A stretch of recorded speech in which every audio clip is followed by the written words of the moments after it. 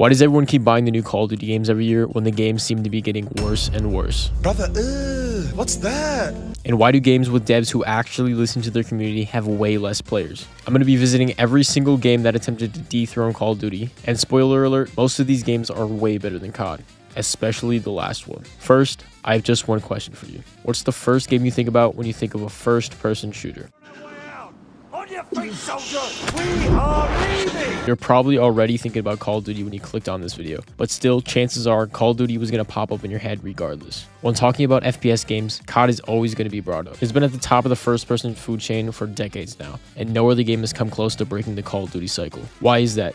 There are plenty of games out there without SBMM, an overpowered meta, and cheaters roaming every single lobby. Each year, Call of Duty comes out with a new game holding their title as one of the best-selling gaming franchises in the world, and it's all a scam. There have only been a few games to come close to the crashing downfall of Call of Duty, but none of them have succeeded. How has Call of Duty stayed relevant for so long? What dirty tricks are they using to keep players coming back every year? Today, we're going to be going and playing some of the games that throughout the years have threatened Call of Duty's title as best FPS game. Like and subscribe, because after this video, you won't want to get scammed by Call of Duty ever again.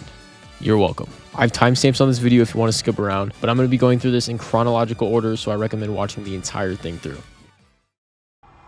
In 2007, Call of Duty had officially worked its way up to earn the title for Best FPS Game.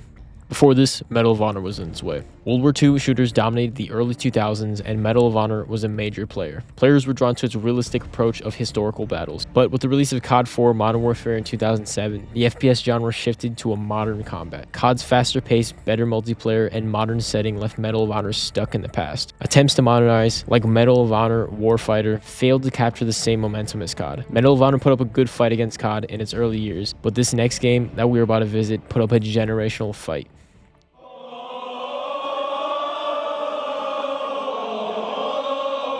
When Halo 2 released in 2004, it was an absolute juggernaut, especially on Xbox. Jacob, get off. Get off. Turn it off. Now I can't join session with him! It revolutionized console multiplayer gaming with its introduction of Xbox Live, allowing players to connect and battle online in a way that was groundbreaking for its time. At this point, the Call of Duty franchise was still relatively new, focused on the World War II shooters. Halo 2 brought fast-paced, futuristic combat, dual-wielding weapons, and an epic single-player story. As a kid, I remember being obsessed with Master Chief. Halo's success came from combining a great single-player experience with an online multiplayer mode that felt light years ahead of the competition. While Call of Duty was still trying to make a name for itself, Halo 2 was dominating the console multiplayer scene. Here's why Halo was winning at the time. Xbox Live made it easy to connect and play online, making Halo 2 an instant hit for competitive gaming. At the time, World War II shooters dominated the FPS market. Halo 2's futuristic world and powerful Spartans gave players something different. And then there's the cultural impact of Halo 2. Halo 2 became an event in itself, with fans lining up at the midnight launches and it achieving huge sales within the first 24 hours. When Halo 3 launched in 2007, it was arguably one of the most anticipated games in Xbox history. However, this was also the year that Call of Duty 4 Modern Warfare hit the shelves. Modern Warfare introduced a modern combat to the series,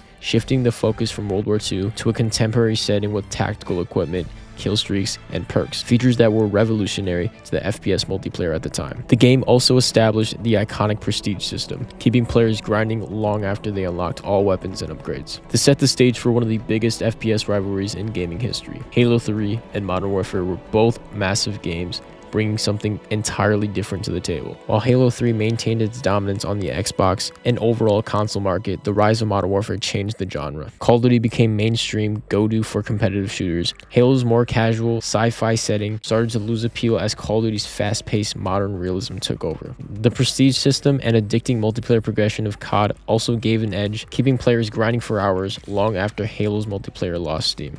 By the time Bungie left the Halo franchise, it was clear that Call of Duty had taken the FPS crown. Halo 3 marked the end of an era where Halo was undisputed king of console shooters, and from Modern Warfare onwards, Call of Duty firmly established itself as the genre's leader. The most recent version of Halo is Halo Infinite, released in 2021. We're going to take a look at Halo and what it's doing compared to COD. Halo Infinite is free to play on Steam, and the last time I played Halo was Halo 3 on the Xbox 360 with my older brother. I remember playing split screen and being absolute trash. Let's look at how Halo's environment holds up in 2025. I'm going to be judging the games that we visit today mainly on 3 things. How's the flow and pace of the game? What's the skill gap like? And is there a variety of content, like maps, guns, and skins? Let's hop into our first Halo Infinite game. First game, I was figuring out my settings and sensitivity. Me and my team ended up taking the L, which was really unfortunate though. I don't know what kind of game mode I was playing, but there were only like 10 people in the entire match, and it was really slow paced. First game experience was pretty good though. I was looking forward to playing match number 2. In game 2, I had no idea what was going on. Once again, it was really slow paced, and every time you died, you ended up with a new weapon. I was basically just learning what everything did, and it wasn't too bad, honestly.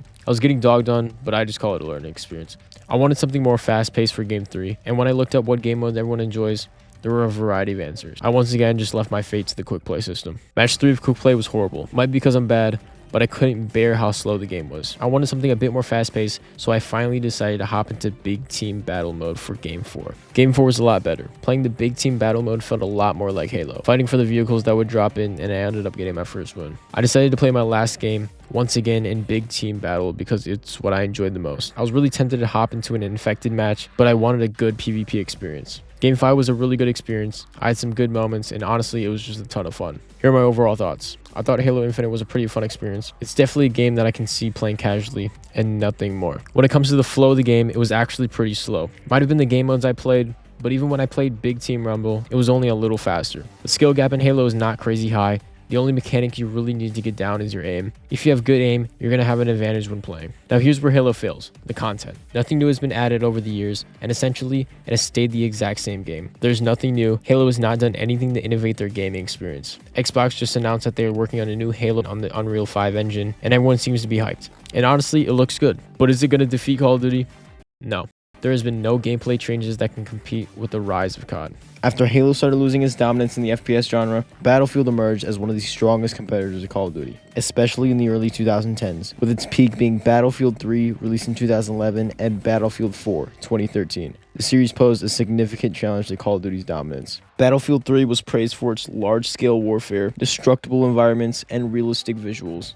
It was one of the first FPS games to truly push the boundaries of graphics on PC and console. The Frostbite engine allowed for immersive destruction, creating a more dynamic Battlefield compared to COD's smaller, fast-paced maps. Call of Duty Modern Warfare 3 retained its fast, arcade-style multiplayer with smaller maps and quick matches, which appealed to a broader audience who preferred fast, intense gameplay. The larger maps and vehicle combat made Battlefield unique. The ability to pilot jets, tanks, and helicopters added to layers of strategy that Call of Duty didn't offer. Destructible environments made Battlefield way more immersive, offering a different experience from COD's tight infantry-focused gameplay. But here's why Call of Duty still won. COD's fast-paced, accessible gameplay was more suited for short, high-intensity matches, which kept players hooked. While Battlefield had a strong following, COD's multiplayer was more addictive, with kill streaks, the prestige system, and quicker matches driving higher replayability. In 2016, Battlefield 1 went back to World War I. This was a fresh contrast to Call of Duty's futuristic focus with Infinite Warfare. With Battlefield 1's historic setting and massive focus on 64-player battles, it felt more grounded and intense. Meanwhile, Infinite Warfare received a shit ton of backlash for its overly futuristic setting and space combat,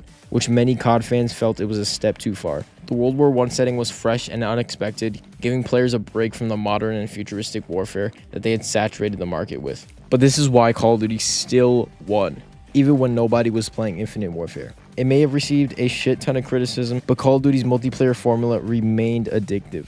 Are you guys starting to see the pattern here? Plus, the Modern Warfare Remastered that was bundled with Infinite Warfare helped maintain COD's player base. I remember Modern Warfare Remastered at the time was what everyone was playing, and if you wanted to play some zombies, you would just hop over to Infinite Warfare. Modern Warfare Remastered was basically the multiplayer, with Infinite Warfare being the zombies. All of this leads up to Battlefield 2042, a game backed behind a ton of hype. Everyone was looking forward to this game's release, and oh my god, it is finally here. This game looks like absolute dog shit. I mean, be so for real. This game was an absolute shit show. Everyone was disappointed because Battlefield 2042 was unfinished. It released with a ton of bugs and glitches which ruined the game, and the game didn't even launch with a scoreboard. It was just so obvious that there was no effort put into the game at all, and it was rushed. The devs didn't even bother to fix anything either. They literally told everyone that they didn't care. I was actually going to skip playing this because it's still $60 fucking, and there's about a population of 4.5 people playing this game. But I saw that I could pay $6 for their monthly Game Pass thing and still get access. So why not experience this graveyard of a game for the first time? So for game 1, it actually took me a hot minute to find a match. And when I finally loaded into my first match, yeah, this game's dog shit. I really wanted to stop playing right away, but I decided to play one more game though, because maybe I just had a bad game. I don't know. All right, so into game 2. Yeah, it was a bit better. It's just that the game is completely dead and there just isn't really content.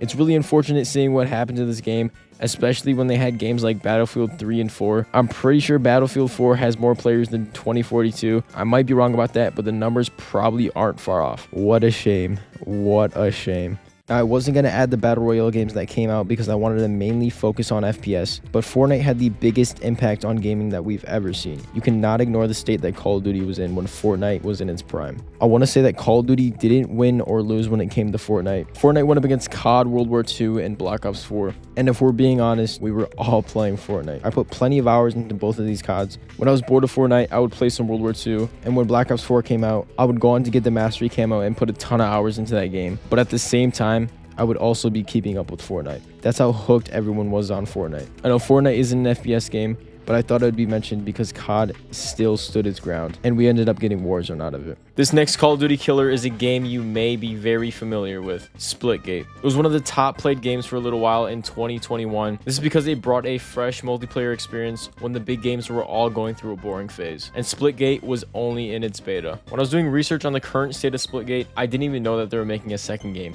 I remember playing this game before it was even released, and everyone was having a blast with it, but that was only for about a week. It was something fresh to play, taking inspiration off the Halo style combat and Portal inspired movement mechanics. The only reason people were playing it was because it was a taste of something new.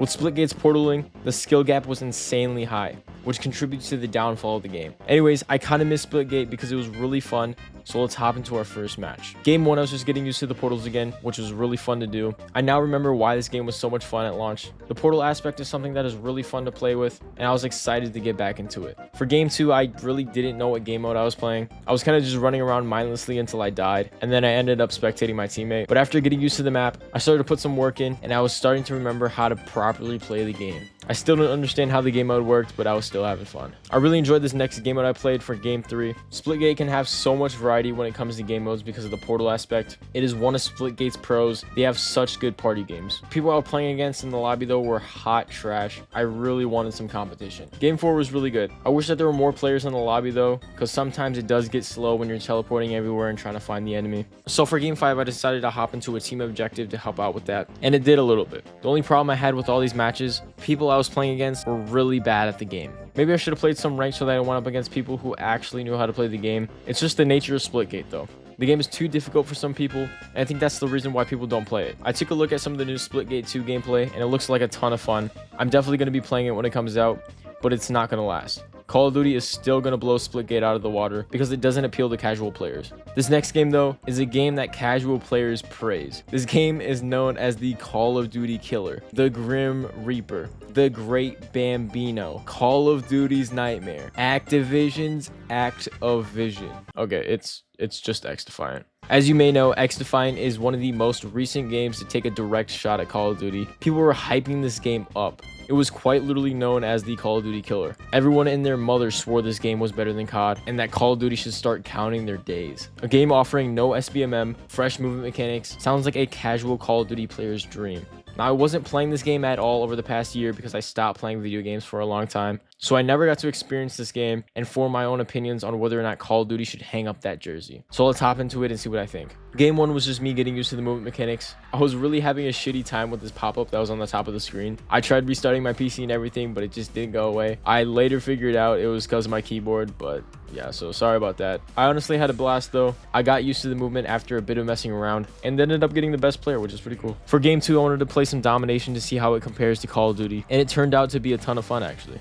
I really enjoyed how fast-paced the game was, and I was enjoying the gunplay as well. I was honestly ready to go into game 3 to have a bit more fun, but it just takes forever to get into a match for some reason. Game 3 ended up joining into a match that was already in progress.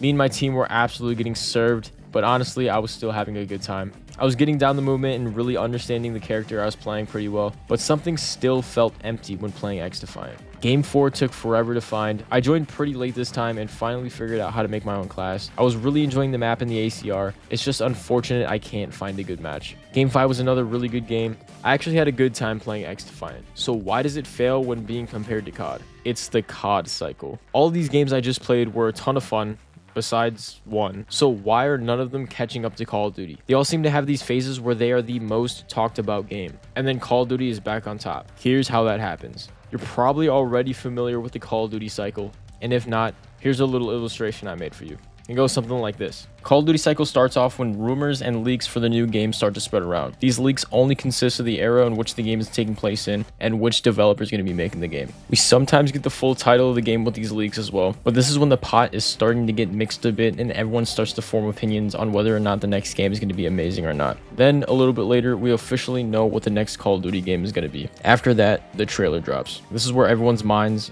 get blown. The trailer releases so much dopamine into the minds, people start to pre-order the game already. The trailers hype up the next release, showcasing some of the features and problems that were fixed from the previous titles. Then the beta rolls around. This is where the community starts to split. About half of the players are absolutely in love with the beta and cannot wait to swipe their cards on microtransactions. And then the other half thinks it's the worst Call of Duty to date. Basically, all hell breaks loose until the game is finally released. When the game finally comes out, it's still bad. It seems like the game was overhyped from the trailer, and there have been no changes since the beta. First week is where people start to complain about balancing, maps, and glitches. About after a month, people will either go back to playing the previous title or stick it out for the year. Then, a couple months later, the next COD gets leaked, and the cycle repeats. This happens every year, and it's basically just a DLC update that's $70. The COD cycle is the reason Call of Duty is doing so well, and they do it all on purpose. They build hype for the next game, promising that they'll fix something people complained about in the last. Call of Duty is also really good at coming up with new things for their game. Black Ops 6 is going to have the new Omni movement feature, which is going to make it feel way different from previous titles. And this is something that they've been promoting throughout the release to build up more hype for the game. It's innovative enough to keep people hooked on the game, and it's a cool feature that people want. All Call of Duty needs to do is add a new feature, forget about all the bugs, and put it in a new game with new maps, weapons, a new era, with a new title, and then just build off the previous campaign and sell it for $70 on the shelves. With each new release, there's more problems, like hackers, map design, overpowered meta, but they don't fix it during the game's life cycle. They promote it with a $70 update. Like I said, most of the games I played were good enough to compete with COD. It's just that COD has their system down to a T, so whenever they are losing momentum, they either release an update or a trailer for the next game. They do such a good job at it that everyone looks forward to the new Call of Duty and buys it, even if the last one was the worst they've ever played. Call of Duty has essentially built a cult of people that will defend their game with their lives, because they trust that Call of Duty will keep innovating and fixing their game, when they barely even listen to their community. Some people see right through this and don't buy into the next COD game because they know it's not going to be good on launch. Call of Duty is basically alive today because they released a few good titles in the past, and their fan base is hoping that somehow it can take them back to when it was all good. But now all they want is money. Hopefully I'm wrong though, and Call of Duty actually listens and tries to innovate to make good games. It's also super easy for someone to understand Call of Duty. The skill gap is pretty low in the game, making it playable for everyone. It's timeless. It's a game where you can just aim and shoot. It's fast paced, and no other game can get the formula down like Call of Duty has it. It's like the Krabby Patty secret formula. The Call of Duty cycle is the Krabby Patty secret formula, and Call of Duty has perfected it. The reason why I'm going to play COD instead of XDefiant is because why would I play XDefiant when I can just play COD? Why would I play Splitgate when I can just play Call of Duty? There is no game that can copy Call of Duty and succeed. In order to kill Call of Duty, you have to be innovative and make something entirely new that nobody has ever seen. Call of Duty is just so iconic and timeless, and that's why Call of Duty will always remain number one. Hey guys, this is me editing the video, and this shit took me so long. So if you enjoyed and you actually like make it to this part of the video, you obviously like it, so please leave a like, and if you're not subscribed, subscribe already. I put a lot of time in this video, and the next one's gonna be better than this one, so, and they're always gonna get better. So yeah, I recommend subscribing. Thank you for watching till the end, and yeah, bye bye.